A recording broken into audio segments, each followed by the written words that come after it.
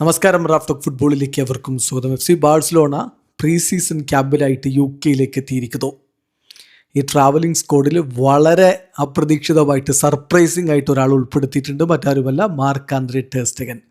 അദ്ദേഹം ബാഴ്സയിൽ നിന്ന് വീണ്ടും ലോണിൽ പോകുമെന്നാണ് ലഭ്യമാകുന്ന വിവരങ്ങളൊക്കെയും.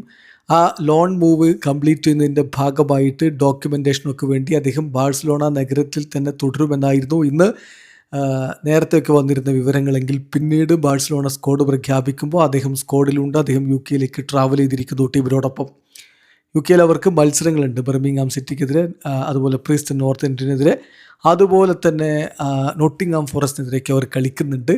ഇതിനായിട്ടുള്ള സ്ക്വാഡ് ഇപ്പോൾ ഒഫീഷ്യലി പ്രഖ്യാപിച്ചിരിക്കുന്നു. സ്ക്വാഡിൽ സർപ്രൈസിങ് ആയിട്ട് മാർക്ക്-ആന്ദ്രേ ടെർ സ്റ്റെഗൻ, പിന്നെ ഷെസ്നി, അതുപോലെ തന്നെ യാക്കോബിഷ്വിലി, ഐക്കർ റോഡ്രിഗസ് എന്നിവരാണ് ഗോൾ കീപ്പർമാരായിട്ടുള്ളത്. ഡിഫൻസിൽ റൊണാൾഡോ അറൗഹോ ഉണ്ട്, ഹെക്ടർ ഫോർട്ട്, ബാൽഡെ, കോർട്ടസ്, പിന്നെ Xavi Espart, Christensen, Gerard Martin, Jofre Pesquer എന്നിവരാണുള്ളത്.